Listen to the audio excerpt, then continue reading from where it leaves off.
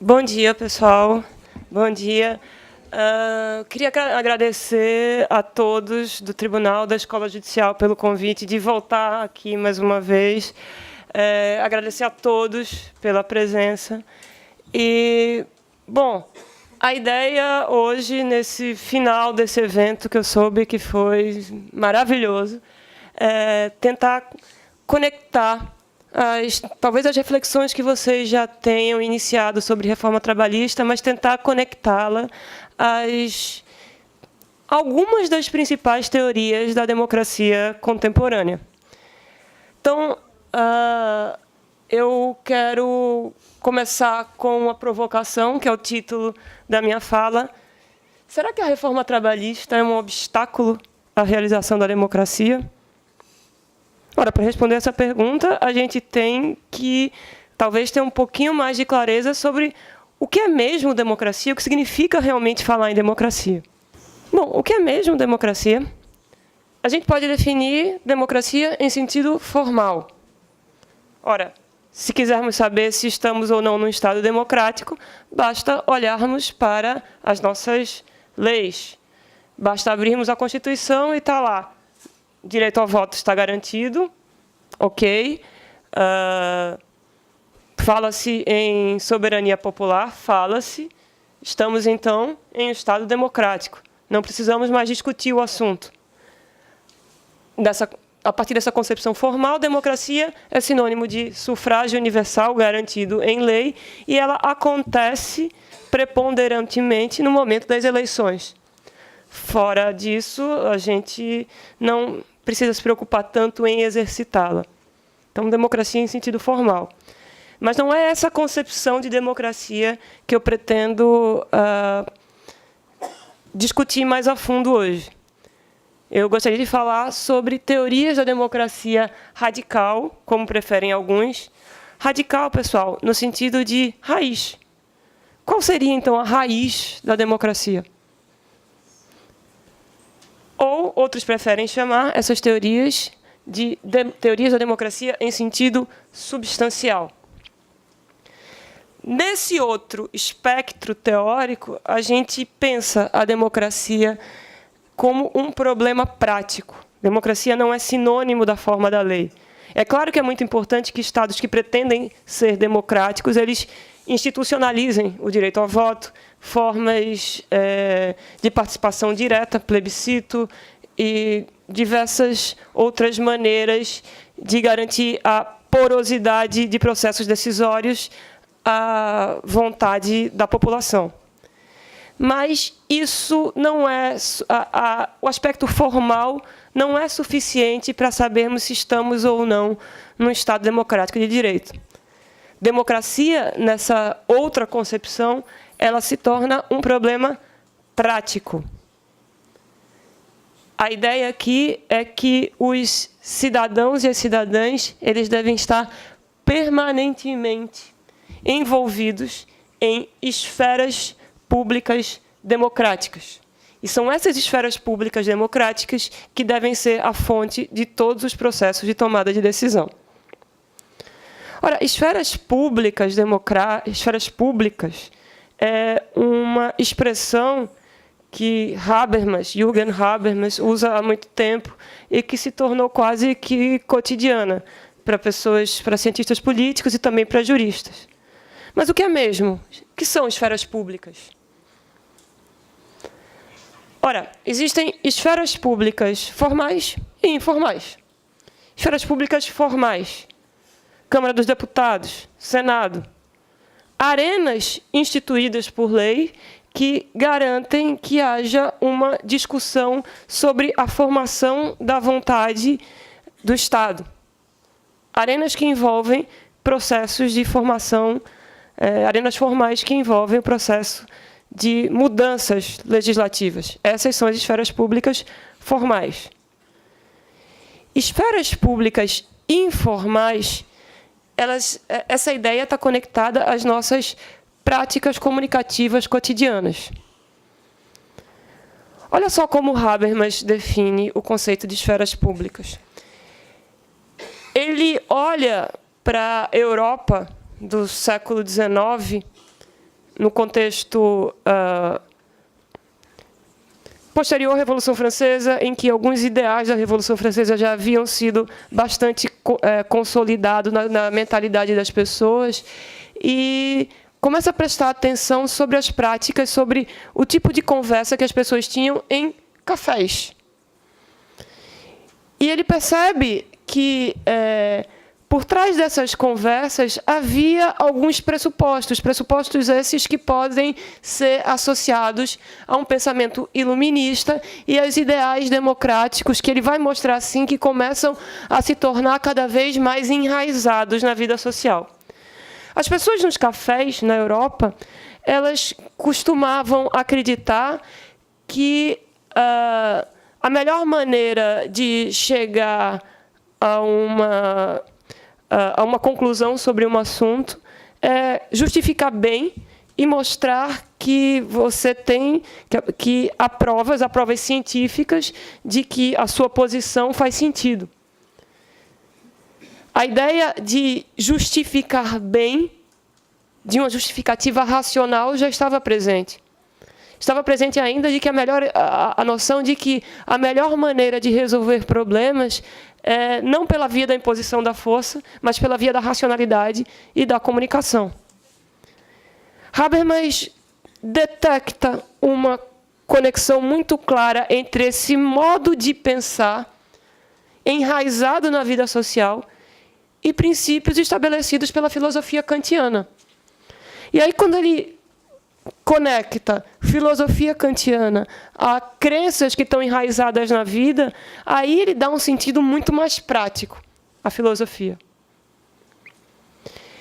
Então, olha só, esferas públicas informais, para a gente começar a rastrear o sentido dessa palavra, tem a ver com aquilo que acontecia nos cafés europeus já no século XIX. A maneira pela qual as pessoas conversavam e as suposições que estavam por trás dessa conversa, suposições de racionalidade. Habermas vai detectar a história da formação de esferas públicas, especialmente na Europa, e vai nos mostrar empecilhos que atrapalham o funcionamento desses debates, que tinham a pretensão de ser racionais e potenciais ao mesmo tempo. E ele conta essa história da formação das esferas públicas para dizer, olha, hoje a gente pode falar também em esferas públicas. E isso aparece num exemplo bem prático. Imaginem, por exemplo, se a gente começa a conversar hoje sobre democracia e reforma tributária. Imaginemos que a gente chega a alguma conclusão sobre esse assunto. Ora, isso aqui não é uma arena formal, não vamos modificar a legislação após as nossas conclusões, certo? Mas talvez depois da nossa conversa a gente acabe escrevendo alguma coisa sobre esse assunto. Quem sabe a gente publica artigos ou os anais desse encontro. Na medida em que as nossas conclusões são publicadas em artigos, elas podem ser criticadas por outras pessoas. Habermas vai falar, ora, quanto maior a possibilidade de crítica, mais racional, mais forte vai ficar o argumento. Porque imaginem que a minha fala acaba sendo publicada, algumas pessoas vão colocar contra-argumentos, eu vou responder e assim por diante. Na medida em que esse processo é bem feito, bem conduzido, a gente vai ter argumentos, espera-se, cada vez mais racionais e cada vez mais convincentes. E quem sabe desses argumentos racionais produzidos num debate que começou aqui, a gente acabe sendo tão convincente que podemos, inclusive, impulsionar a modificação na lei tributária. Ou na legislação trabalhista. Esse processo que interessa autores como Habermas e outros autores de linha habermasiana que vão pensar hoje em dia o papel de esferas públicas. Como é que a vontade pública, que se constitui informalmente em diversas arenas de discussão informal, esferas públicas informais, podem se associar às esferas públicas formais, produzindo, segundo Habermas e outros autores, uma ampliação da democracia. Como é que essa conexão é possível e como é que essa conexão pode acontecer de uma maneira racional? Talvez quase que intuitivamente, a partir dessa minha breve explicação, a gente pode, se a gente olhar para o debate público, tal como acontece hoje em dia, pela internet, pelo Twitter, a gente já pode usar esse modelo para fazer ao menos uma crítica inicial ao funcionamento atual da esfera pública. Debates rasos. O que há parece que não é um convencimento racional, mas persuasão completamente emocional. E, a partir de uma teoria que tem esse modelo de racionalidade, veja, não é racionalidade clássica, é uma racionalidade comunicativa. Quanto mais a gente se comunica, quando a gente se comunica melhor mais racionais são os resultados desse processo. Então, o que acontece, o que a gente vê hoje acontecendo no debate público brasileiro é um desvio desse modelo comunicativo. São bloqueios específicos que têm a ver com uma maneira específica de utilizar as mídias sociais que parecem que estão atrapalhando profundamente o funcionamento da democracia brasileira. Então, vamos tentar levar adiante, pensar o que significa e como ligar a reforma trabalhista e o processo de criação da reforma trabalhista a essa visão que eu pude, ao menos, apontar sobre o que significa falar de democracia num sentido radical.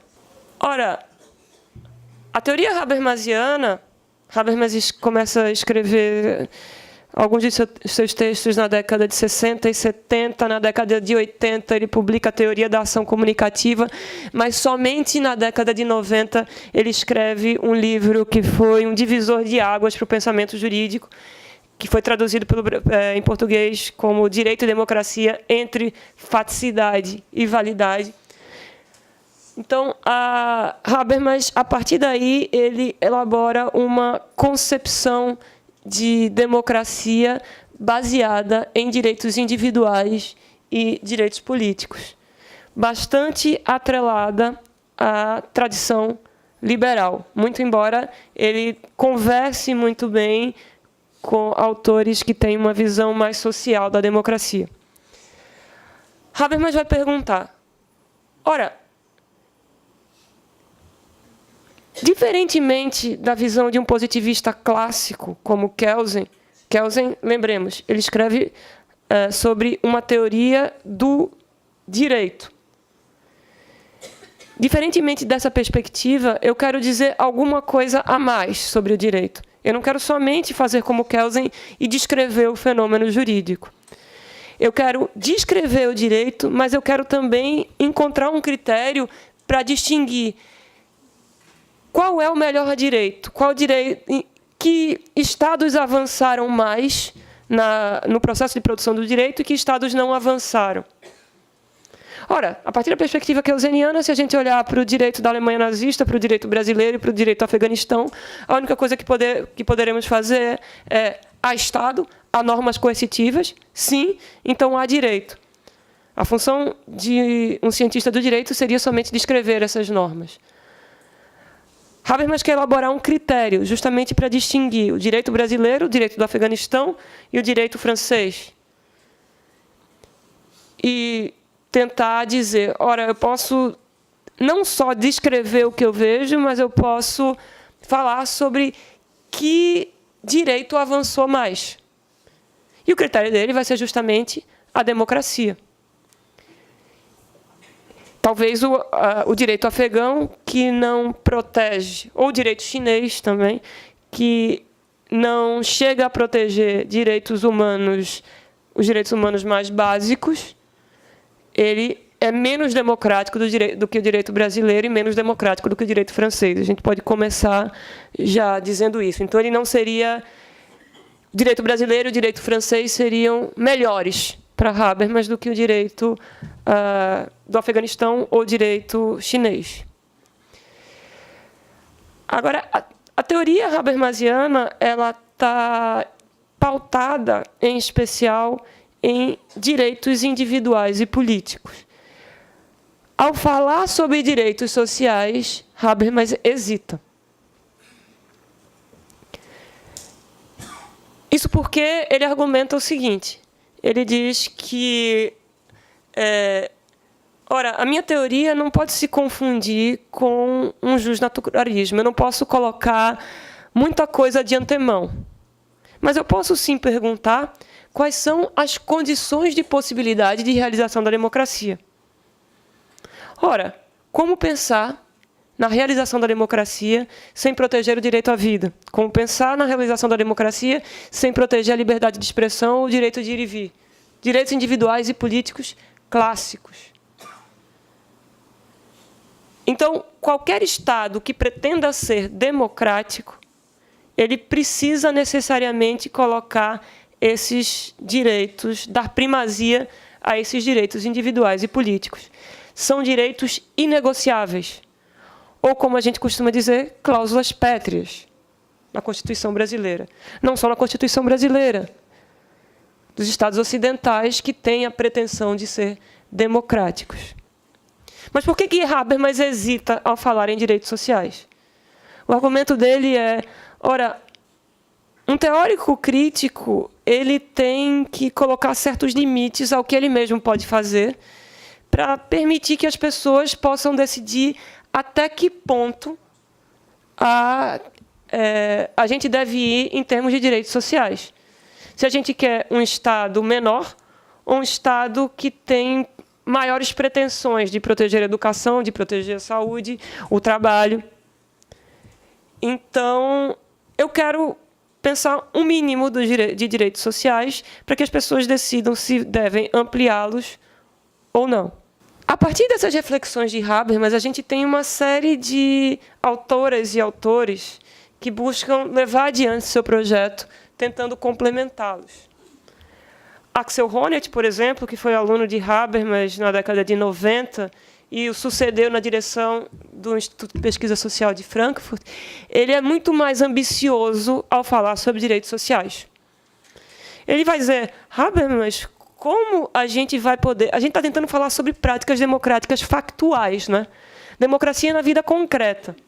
Como é que a gente vai falar em democracia se as pessoas não têm o mínimo necessário para viver?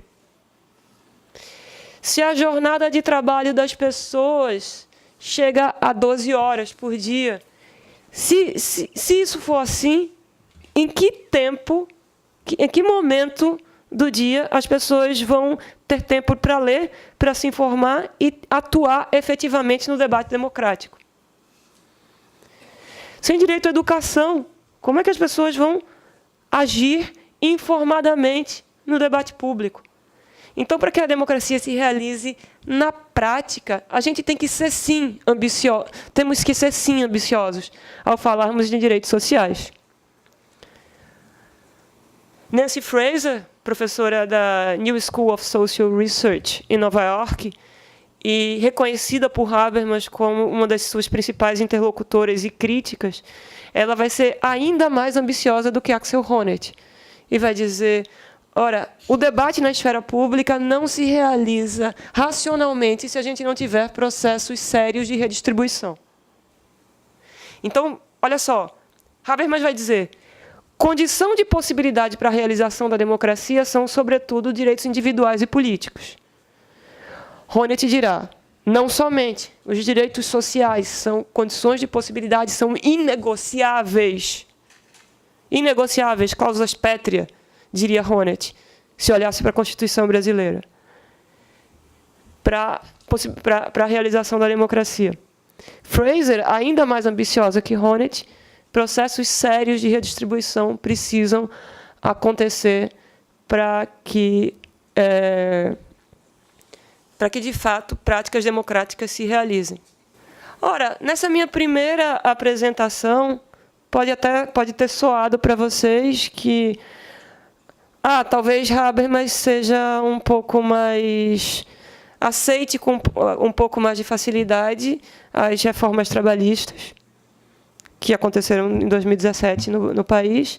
Honneth certamente não as aceitaria e Fraser também não. Quer dizer, esses que defendem uma teoria do Estado social e democrático de direito jamais aceitariam uma reforma trabalhista nos moldes da brasileira, considerariam algo absolutamente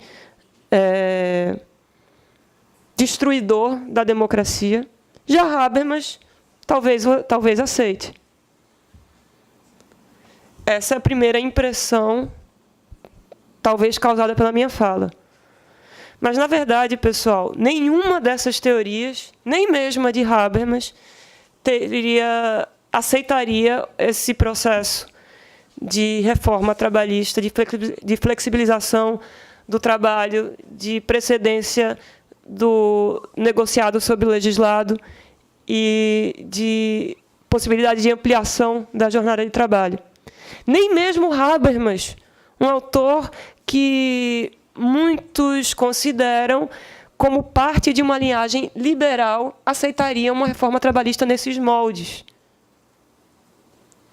Veja, Habermas é menos ambicioso ao falar sobre direitos sociais, mas ele insistirá: um mínimo de direitos sociais é fundamental para que a democracia funcione. Então, vê só, eu vou ser conservadora na minha fala de hoje. Eu não vou entrar com tanta profundidade em teorias do Estado social e democrático, tal como defendem Honneth e Fraser. Eu vou falar de uma maneira conservadora, como um excelente liberal, que é Habermas, mas um liberal que está comprometido, ao menos com a realização dos direitos sociais mais básicos. Alguns especialistas em direito do trabalho têm insistido que os problemas da reforma trabalhista, com relação a processos democráticos, eles têm já início em sua tramitação. Foi aprovada em regime de urgência, foi aprovada quase sem debate social. Houve uma consulta no site do Senado, mas uma consulta que, de fato, não teve efeitos realmente significativos para o processo de reforma.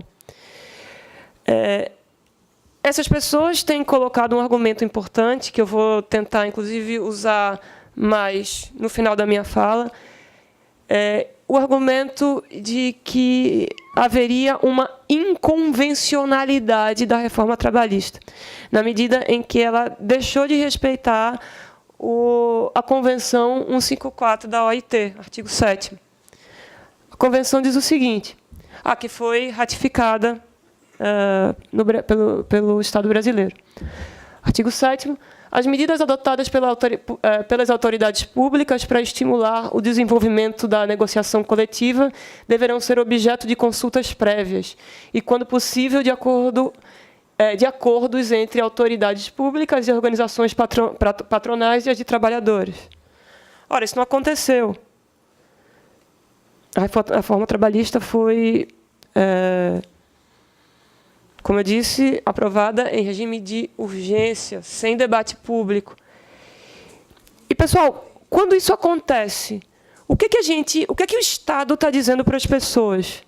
Só para ilustrar, a reforma trabalhista tramitou em tempo recorde, as votações foram feitas a portas fechadas, a consulta acerca do projeto no site do Senado foi insuficiente, foi inócua, não conduziu a um verdadeiro debate sobre o assunto.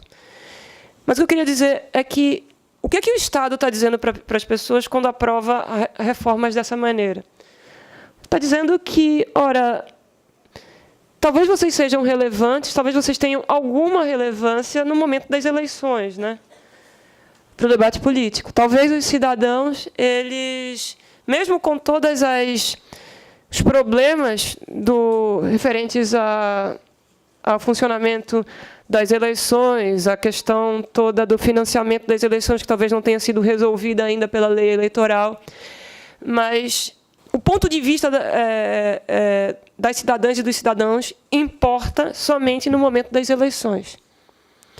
Depois disso, não importa muito, não, o que vocês acham, do que os cidadãos e as cidadãs acham. Será que a opinião das pessoas, de fato, eu me refiro a opinião informada, opinião mais ou menos naquele estilo que eu apontei, da formação das esferas públicas informais. Será que vale a pena fazer fóruns informais em fóruns de discussão sobre a reforma trabalhista se as conclusões que as pessoas alcançam por meio desse processo são completamente ignoradas no processo de tramitação da reforma? Parece que o Estado está dizendo para os brasileiros que a opinião de vocês não importa. E aí não surpreende que, depois de passar uma mensagem como essa, as pessoas respondam com apatia política, né? É comum a gente ouvir que, ora, mas procedimentos democráticos são tão demorados, eles envolvem reuniões depois de reuniões. A única maneira de transformar o país é se a gente conseguir usar qualquer tipo de estratégia política, tais como foram usadas para a aprovação rápida da reforma, para que a gente realmente consiga mudar as coisas. Mas, olha só, quando a gente faz isso, a gente está, ao mesmo tempo, minando qualquer possibilidade de realização futura da democracia. Alguns dizem que a democracia é um negócio que a gente sabe que é maravilhoso em tese, mas não funciona na prática, né? Então, pessoal, por que a gente não faz o seguinte? A gente junta os melhores especialistas sobre os assuntos, sobre um determinado assunto, eles decidem, depois a gente dá um jeitinho de aprovar no legislativo. Pessoal, esse argumento tem sido cada vez mais fortemente defendido, e por trás dele está a ideia de que a gente não tem que ter um governo que envolva política. A gente não tem que ter um governo democrático, a gente tem que ter um governo de especialistas. Isso significa, na leitura de um autor como Habermas, o fim da política. Somente os especialistas vão decidir, eles vão decidir melhor do que a gente, né? Porque eles são especialistas, já estudaram mais do que eu não preciso passar por esse processo chato de estudar direito do trabalho, ou, pior ainda, imaginem, direito tributário. Para contrapor o processo que a gente viu acontecer no Brasil de mudança na lei tributária, eu queria contar a história das reformas tributárias na Austrália. Somente para dizer para vocês que outra forma de aprovação de projetos de lei é possível. Mas na Austrália todo mundo é educado, e aí isso pode acontecer na Austrália, mas não no Brasil. Não é bem assim, não.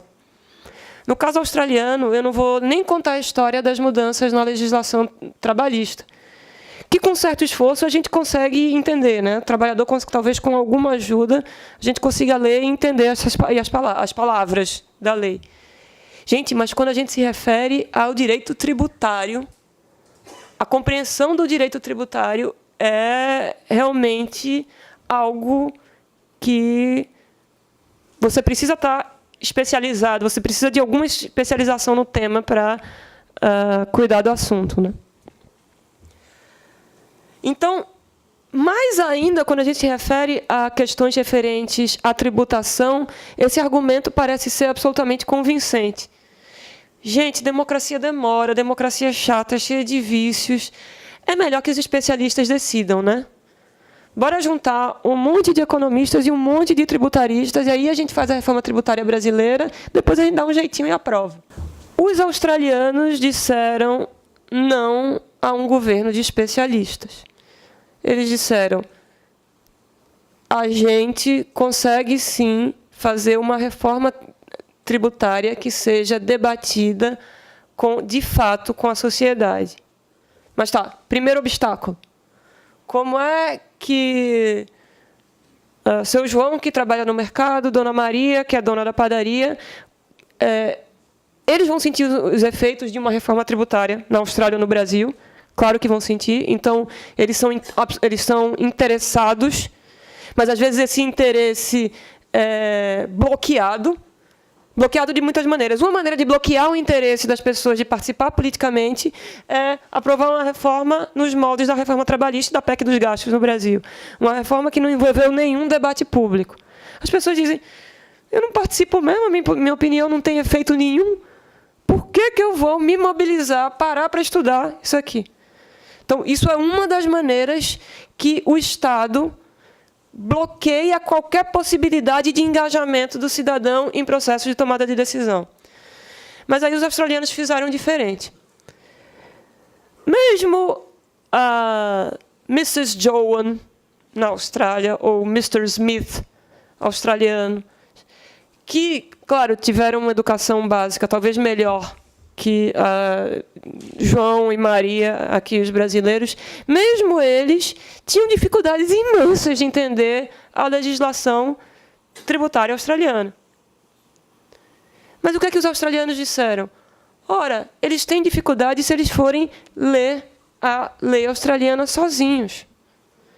Se você começa a fazer uma conexão entre seu João, que trabalha na padaria, Dona Maria, que tem um self-service, e todas as pessoas que têm pequenos negócios em determinada parte de João Pessoa, essas pessoas juntas elas vão, por exemplo, poder contratar um especialista em direito tributário e conversar com ele sobre as consequências das mudanças das normas tributárias em seus negócios. Então, o que é que o Estado australiano fez? Especificamente a ATO, a Receita Tributária Australiana, que não tem exatamente as mesmas funções das brasileiras, ela foi muito mais ativa nesse processo. O que é que eles fizeram? Estimularam a criação de redes de pequenos comerciantes e redes de diversos setores da economia australiana. Fizeram um primeiro esboço de um projeto de lei, discutiram com cada um desses setores, foram transformando o projeto de lei, tendo em conta o ponto de vista desses diversos setores. Claro, isso envolveu negociações que foram difíceis. Mas, no final desse processo, eles tinham um projeto de lei bastante embasado no posicionamento dos diversos setores da sociedade australiana. Depois disso, essa nova versão do projeto de lei, aí sim eles colocaram no site da ATO, e não só deixaram lá, estimularam de muitas maneiras que as pessoas, de fato, lessem e comentassem. É claro que esses comentários... Tem comentários que ajudam bastante, tem comentários extremamente improdutivos, tem comentários que de fato não vão ajudar. E aí mas eles fizeram uma filtragem desses comentários, tomaram para si aqueles que pareciam mais cuidadosos e mais produtivos e fizeram uma nova alteração do projeto de lei. No final das contas, o que é que eles tinham em mãos? Um projeto de reforma tributária na Austrália, que tinha um forte apoio popular, e, na hora de passar pelo Legislativo, ele foi aprovado sem muitas dificuldades, justamente por conta do apelo popular que o projeto tinha. Veja, eis a diferença entre realização da democracia por meio da esfera pública do que mero populismo. Então, existem diversos... Veja, depois das reformas australianas... o Reino Unido, a Nova Zelândia, diversos países seguiram esse mesmo modelo da Austrália. Não só de tramitação do projeto de lei, mas no próprio âmbito as reformas envolveram uma ampliação da democracia referente a questões tributárias, de diversas maneiras. Eu não vou entrar aqui nos detalhes. E, é claro, processos como esse às vezes funcionam melhor, às vezes não funcionam tão bem, mas, veja, houve um esforço do Estado australiano para construir uma conexão efetiva entre esferas públicas, no sentido formal, legislativo, e esferas públicas informais. E isso, vê o que isso gera no cidadão. Olha, eu participo de verdade, eu fiz parte da formação de um projeto de lei. Sabe o que os australianos descobriram depois disso? Depois de uma reforma como essa, houve um aumento do que eles chamam de compliance, cumprimento voluntário das normas tributárias. Quer dizer, Se as pessoas percebem, claro que compliance não envolve somente legitimidade nesses termos, envolve inúmeros outros fatores.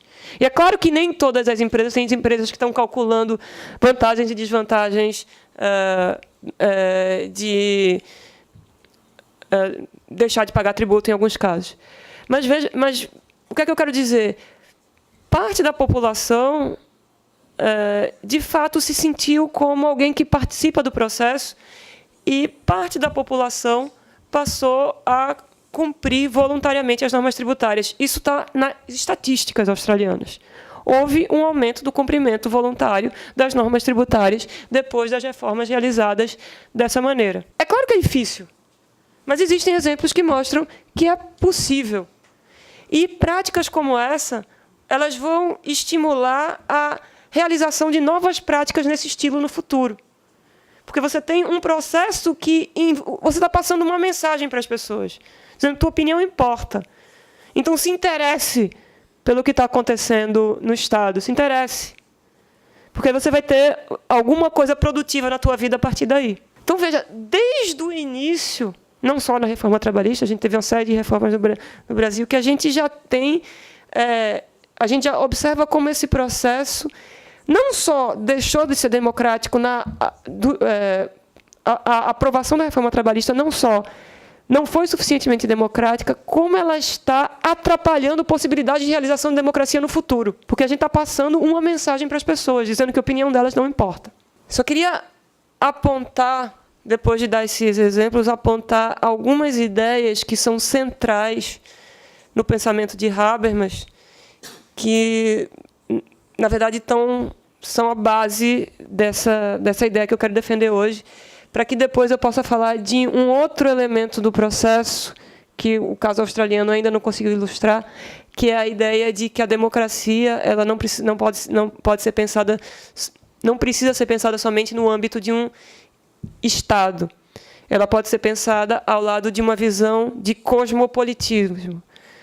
Quer dizer, a ideia de que as pessoas podem participar diretamente, cada vez mais diretamente, de processos de decisão no âmbito do Estado brasileiro, mas a gente não precisa pensar mais a soberania em termos clássicos.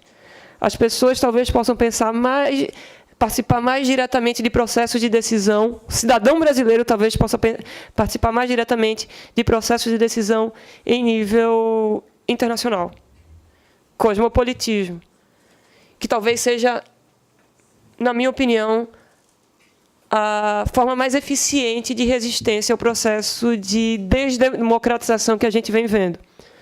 Saídas que envolvem pensar articulações de pessoas que atuam no Brasil, coalizões políticas que atuam no Brasil, com coalizões políticas que atuam fora do país, formas de pensar a legislação brasileira pressionada por convenções internacionais, e não a legislação brasileira pensada de uma maneira em si mesmada. Pois bem, para chegar nesse ponto, eu queria somente apresentar algumas ideias centrais de Jürgen Habermas. Habermas vai dizer o seguinte: olha, a gente vive um processo de modernização. Modernização significa aumento de complexidade. De uma maneira bem simples, aumento de complexidade é o seguinte: se no tempo medieval a gente costumava confundir pecado, ato imoral e ato ilícito, em sociedades modernas essa distinção para nós é quase que intuitiva. Esse ato pode ser imoral, mas não é ilícito. A gente fala isso sem hesitar. Então, em sociedades hipercomplexas, a gente tem que lidar com diversas formas de resolver problemas, diversas lógicas de resolver problemas. Os economistas resolvem problemas a partir de uma determinada racionalidade. A política, as questões da economia, elas se resolvem a partir da lógica do ter ou não ter. A lógica da política é outra. A gente espera que esteja ligada à comunicação. A economia funciona a partir da competição. A política envolve aspectos ligados à competição também, não precisa excluir isso, mas ela é, sobretudo, um processo que envolve comunicação e algum tipo de solidariedade. Habermas vai falar num conceito que é muito interessante, que é o conceito de solidariedade entre estranhos que desejam continuar estranhos. Porque, quando a gente fala em solidariedade, parece que solidariedade significa eu tenho que amar outra pessoa. E, na verdade, em sociedades hipercomplexas, que envolvem um pluralismo de perspectivas, essa exigência de amar alguém que tem um ponto de vista muito diferente do meu, de amar realmente, sabe? Ela talvez sobrecarregue a vida social. Então, olha só. Imaginem que no mesmo prédio morem, no apartamento 401, uma mulher que é feminista e ateia. No apartamento 402 mora uma mulher que é evangélica e bastante preocupada com a tradição. E no 5º andar mora um comunista que é marxista clássico. Professor da universidade, sei lá.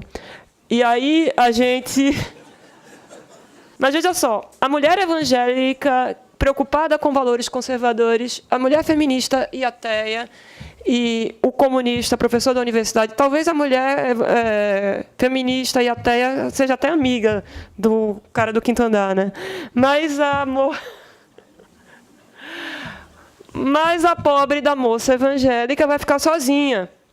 E aí a gente podia ter uma coalizão do 402 com o 5º andar que poderiam encontrar uma maneira de eliminar essa pessoa que mora no 401, que está atrapalhando as reuniões revolucionárias de condomínio. Só que, olha só, no contexto da modernidade, tanto a mulher evangélica conservadora, como o professor universitário comunista clássico e a feminista e ateia, eles aprenderam na vida social que vão ter que lidar com pessoas que têm perspectivas completamente diferentes da perspectiva deles. E aí, por conta desse aprendizado comunicativo, que dirá Habermas, a melhor coisa que aconteceu no Ocidente, coisas terríveis aconteceram no Ocidente, mas a gente poderia ter se matado em meio a guerras religiosas. Não nos matamos, a gente continua vivo. E a gente só sobreviveu a isso porque a gente aprendeu a lidar com pessoas que têm uma perspectiva completamente diferente das nossas, sem ter que necessariamente eliminá-las ou expulsá-las do país. Então, essas 3 figuras que eu inventei aqui para vocês, elas vão ter que decidir quem estaciona onde na garagem do condomínio. E elas vão poder fazer isso. Essas 3 pessoas acreditam que a melhor maneira de fazer isso é pela comunicação. Vão tentar chegar a um consenso, vão votar, vão falar sobre os direitos de um e sobre os direitos de outro. Isso é o legado do Ocidente. A gente acredita que a melhor maneira de resolver problemas é se comunicando. Mas aí Habermas ele faz uma inflexão nesse argumento muito importante. Essa solidariedade que é comunicativa, para ele não necessariamente é afetiva. Já Honneth depois vai tentar colocar um componente afetivo aí nessa questão. Ele vai dizer é um tipo de solidariedade que pode acontecer entre estranhos, e alguns desses estranhos podem vir a se amar, mas outros estranhos vão querer continuar estranhos. A mulher feminista e ateia vai ter que conviver com a evangélica que mora no 401, vão ter que compartilhar o mesmo elevador, o mesmo prédio, não precisam se amar, mas vão ser obrigadas a conversar. A partir desse pressuposto comunicacional, que ele vai insistir que as democracias são construídas. E as democracias, pessoal, para ele, elas são sinônimos de um tipo de equilíbrio entre direitos humanos básicos, como eu disse para vocês, direitos individuais e políticos clássicos, e alguns mínimos direitos sociais. Jornada de trabalho de 8 horas para que as pessoas tenham tempo de discutir política. Se não tiver uma jornada de trabalho de 8 horas, uma jornada de trabalho limitada, a gente não vai conseguir ter jamais participação na esfera pública, dirá um autor como Habermas.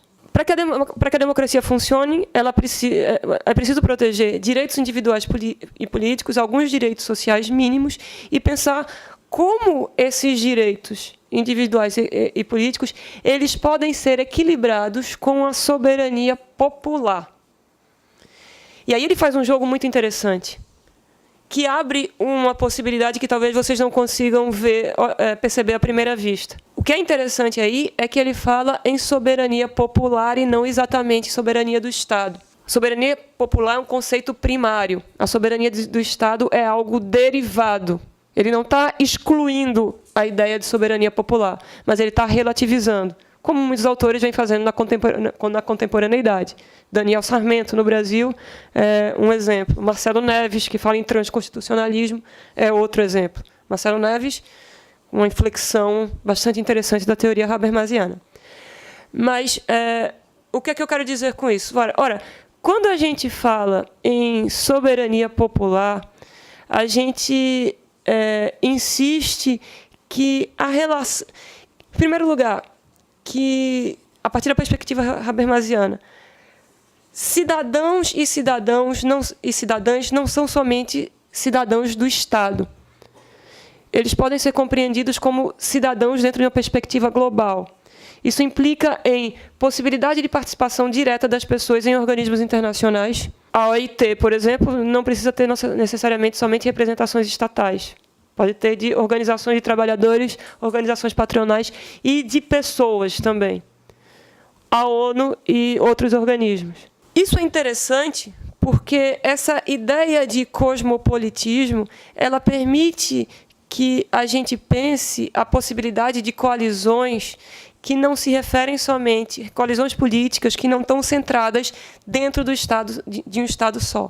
Coalizões políticas que a gente vem chamando de coalizões transnacionais. O que eu quero dizer com isso? Na verdade, eu estou abrindo o caminho para pensar possibilidades de resistência a esse processo que a gente pode chamar de sucessivos bloqueios à possibilidade de democracia no Estado. Para que esse processo seja bloqueado ou invertido, para que a resistência possa vir a acontecer, a gente, em primeiro lugar, isso Habermas e uma série de outros autores vão ressaltar esse ponto.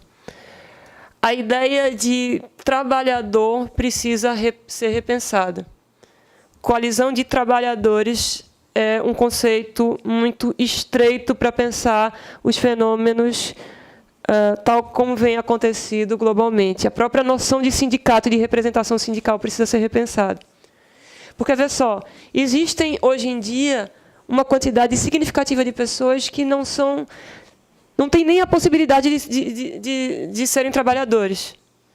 Estão precarizados a ponto de nem mesmo não haver uma maneira de chamá-los de trabalhadores. Então, a possibilidade de resistência tem a ver com a possibilidade de conexão entre trabalhadoras e trabalhadores e pessoas que estão em tamanho estado de precarização que nem mesmo trabalhadores são. Mas se essa conexão ficar muito presa a um âmbito específico do Estado, as possibilidades de resistência são bastante diminuídas. Então, para que a resistência, de fato, funcione, é preciso pensar a possibilidade de realização de coalizões internacionais de pessoas que estão precarizadas. Trabalhadoras e outras formas de precarização.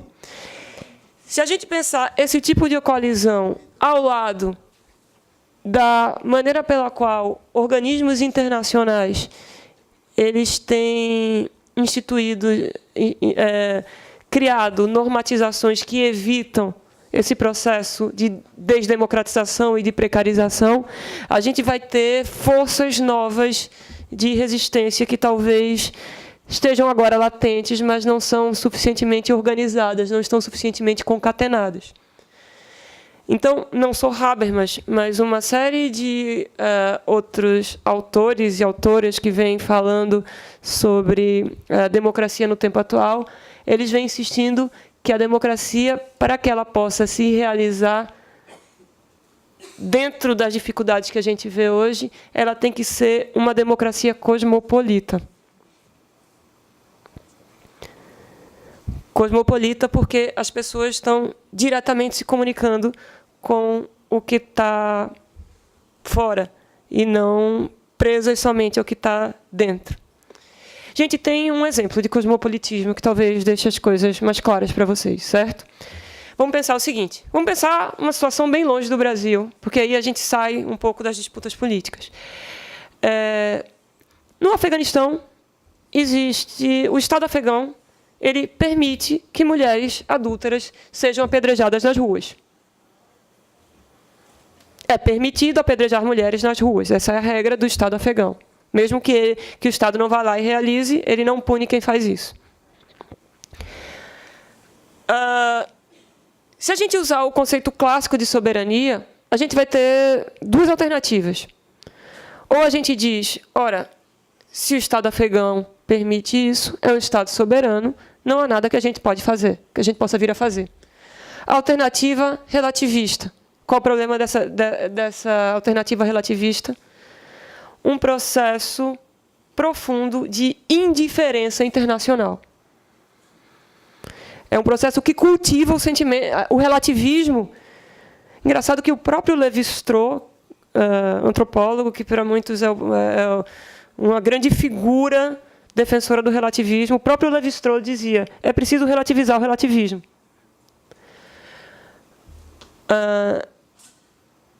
Então, a primeira saída relativista dizia, que trabalha o conceito clássico de soberania, diz, ora, é uma decisão do Estado afegão. O Estado afegão é soberano. Ora, veja o que está por trás de uma perspectiva baseada nessa noção clássica de soberania. Primeiro, o problema da representação política não é suficientemente levado a sério. É tratado como uma ficção, pronto e acabou. Ora, o Estado afegão, ele representa uma decisão dos ele representa uma comunidade, a unidade do interesse daquelas pessoas que vivem no Afeganistão. Então, a decisão que importa é a decisão do Estado. Isso não precisa ser questionado. De outro lado, o que acontece se a gente repensar... Assim, de outro lado, a primeira alternativa é relativismo que vale ao Estado afegão. A outra alternativa oposta seria uma concepção quase justnaturalista de defesa intransigente da universalização dos direitos humanos. Ora, a Carta dos Direitos Humanos da ONU, os direitos humanos não valem, os direitos humanos, eles não são somente aquilo que está escrito, mas eles têm a ver com direitos inatos, tal como dizia Locke ou Kant, por exemplo. E aí você tem uma opção, ou um ou outro, ou um relativismo contraditoriamente absoluto, ou uma concepção universalista de direitos humanos que quer passar por cima do que a cultura afegã, das características da cultura afegã. Ora, a concepção de democracia defendida por Habermas e outros autores, elas nos fornece uma terceira via. Ela dirá o seguinte, ora, soberania não tem que ser pensada somente em termos de soberania do Estado. Soberania é primariamente a soberania do povo. O que é que ele está dizendo? A opinião da população afegã importa. A opinião sobre uma regra como essa importa.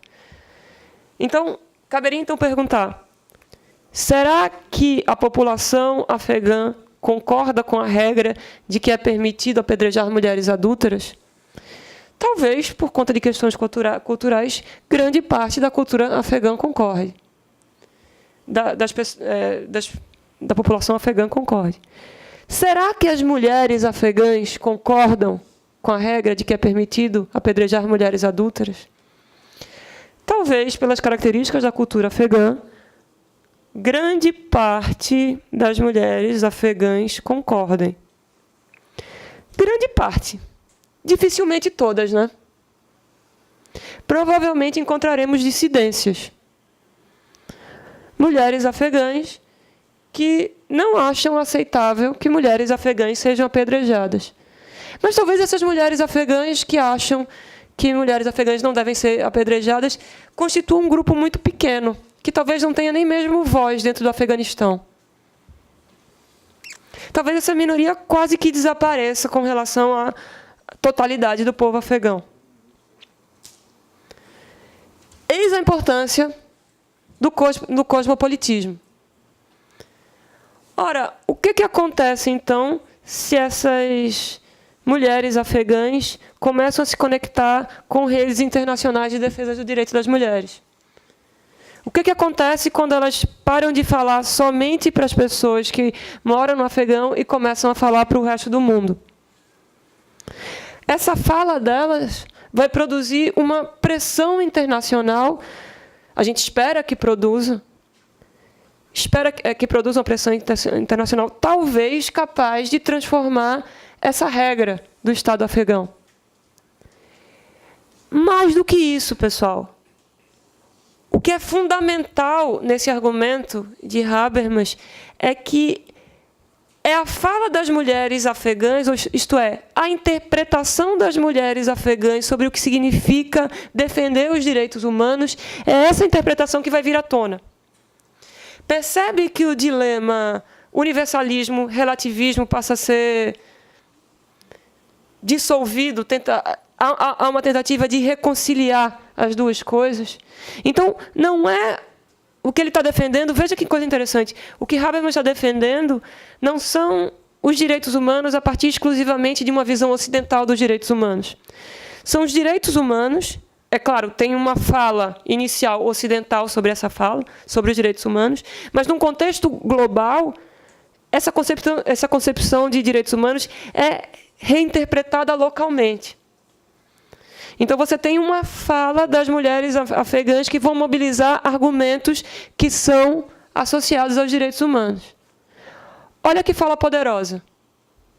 É uma fala que não é dirigida somente a um Estado específico, é uma fala que é dirigida a todos, se ela for mobilizada via organizações internacionais sobre o direito das mulheres. É uma fala que pode utilizar regras da ONU, contrapô-las às regras do Afeganistão. E é uma fala que pode produzir uma pressão internacional significativa para a mudança de regras. Será que a gente podia usar esse exemplo para pensar as possibilidades de resistir à precarização do trabalho no Brasil? Quer dizer, parece que a gente encontra muitos problemas, hoje em dia, muitos vícios na representação sindical. Parece que os trabalhadores eles não estão conseguindo se conectar suficientemente. Parece que eles estão cada vez mais envolvidos nessa ideia de buscar um sucesso isolado, em vez de buscar transformações coletivas. E talvez eles façam isso porque eles não conseguem, em qualquer tentativa de resistência parece pífia, parece que não gera resultado nenhum.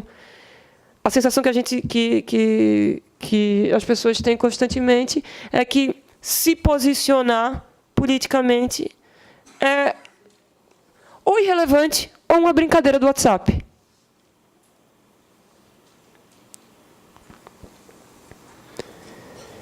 Isso pode ser transformado. Existem mecanismos que podem mobilizar essas transformações. Um desses mecanismos envolve esse tipo de estratégia cosmopolita, de pressão interna associada a uma pressão externa. Mas para fazer esse trabalho, você precisa de pessoas que estão atuando aqui e atuando fora também. Você precisa de um cosmopolitismo. É claro que a gente vive numa situação completamente incerta. Tem uma luta de forças que está aí presente e inúmeros bloqueios à possibilidade desse processo que a gente vem testemunhando, mas existem também forças que às vezes estão latentes que podem produzir a transformação. O que eu convido vocês a fazer hoje, pelo menos as pessoas que concordam comigo, que a reforma trabalhista, de fato, é um obstáculo à realização da democracia, a pensar, detectar, de maneira talvez até cirúrgica, onde é que a gente consegue ver hoje um potencial de resistência no direito e nas diversas formas de organização daquelas pessoas que estão sendo mais prejudicadas com o processo de reforma dos trabalhadores. Na verdade, isso que eu estou dizendo para vocês, detectar onde a gente encontra na vida social um potencial para mudança, é isso que faz um teórico crítico ou uma teórica crítica. Como Habermas, como Honneth, como Nancy Fraser, como Marcelo Neves, e como uma tradição importante frankfurtiana de autores que estão comprometidos com processos democráticos. Queria somente agradecê-los, espero ter provocado vocês para, quem sabe, avançar depois nessa discussão. Muito obrigada.